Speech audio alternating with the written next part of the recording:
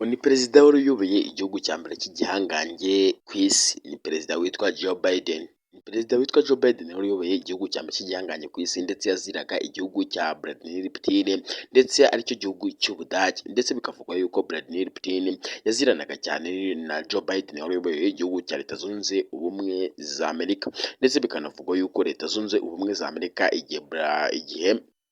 yashwanaga na Vladimir Putin, cyangwa se Joe Biden igihe yashwanaga na Vladimir Putin, yaje kohereza intwaro zigiye zihambaye ndetse n'abasirikari bakajya kwitoreza cyangwa se gutoza abasirikari ba Ukraine, kuko icyo gihe Ukraine yari ifite ikibazo, cyangwa se icyo gihe Amerika cyangwa se Leta Zunze Ubumwe za Amerika zari zifitanye ikibazo na leta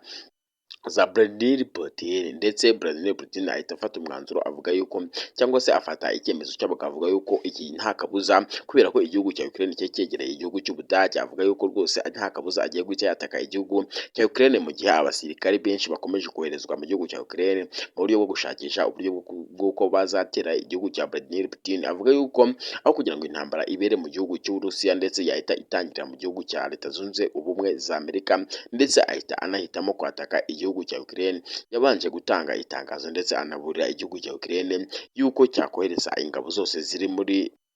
Ukraine za Leta Zunze Ubumwe za Amerika, zigatangira kuva mu gihugu cya Ukraine zigasubira mu gihugu cya Leta Zunze Ubumwe za Amerika. Igihugu cya Ukraine nticyabyumva ndetse kibifata nk'imikino, biza kurangira igihugu cya Vladimir Putin gise cyataka igihugu cya Ukraine, ndetse intambara itangira utyo, ndetse naho intambara yatangiye, ndetse nkubwira yuko Zelensky cyangwa se atigeze yangana na Vladimir Putin, ndetse intambara aho yatangiriye ari aho ngaho.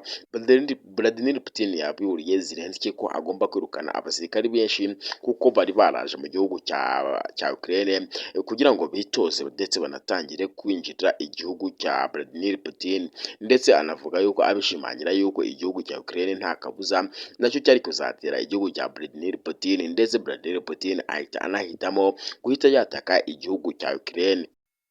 Nkubwire ngo nimba rukambere ugeze ku Ntebe TV, kanda subscribe, ufungura inzogera, nurangiza ukandi like, ukora icyo bita share, kugira ngo ibiganiro n'amakuru tubahereza bijye bageraho 5 kuri 5. Ariko nawe wamaze kubikora uri w'agaciro, ndetse uyu ni w'amahirwe. Reka twinjire muri politiki na diplomasi kuri iyi si. Yaba ari intambara y'isi nyuma y'uko igihugu cya Ukraine cyaba cyagize umujinya udasanzwe, nyuma y'umwaka ishize rwose igihugu cya Ukraine kiri kugorwa cyane n'intambara cyangwa se n'ibitero biri kugabwa na Vladimir Putin. Vladimir Putin waje mu gihugu cya Ukraine akaza akadovanganya ibintu, ndetse igihugu cya Ukraine gikomeza kugorwa cyane, kuko abasirikare batari bake ba Ukraine bakomeje gupfa, ndetse ibikorwa remezo muri Ukraine bikomeje kugenda bitangazwa ibimaze kwicwa, cyangwa se abaturage bamaze kwicwa, ndetse n'ibinyabuzima by'umwihariko muri rusange. Igihugu cya Ukraine gikomeje kugenda kibura umutekano, ndetse n'ibindi bikorwa bigiye bitandukanye. Abasirikari ba Ukraine bakomeje gupfa bikabije cyane, ariko muri iyi minsi, ndetse cyangwa se igihugu cya Ukraine gifite drone zihambaye cyane cyahawe na Leta Zunze Ubumwe za Amerika, ndetse no kuvugwa yuko igihugu cya Ukraine kimaze gushwanyaguza indege zigera ku 10 zose mu gihugu cya leta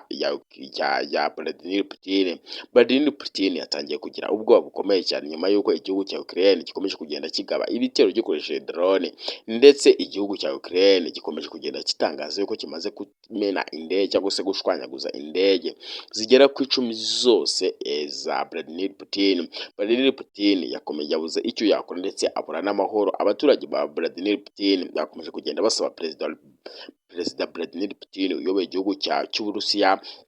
ko rwose yabafasha, ndetse akaba yagarura igihugu cyiwe nacyo akaba yagaruramo umutekano. Vladimir Putin yahimbaga avuga yuko rwose yataka igihugu cya Ukraine, ariko biri kuvuga yuko igihugu cya Ukraine noneho kiri ku muvuduko udasanzwe, nacyo cyatangiye kwataka igihugu cya Vladimir Putin. Vladimir Putin biri kuvuga yuko yatangiye gusaba amahanga, cyangwa se yatangiye gusaba ibihugu by'ibihanganye ku isi nk'Ubushinwa ndetse na Korea n'ibindi bihugu bigiye bitandukanye ko batera igitutu iki gihugu cya Ukraine cya Zelensky,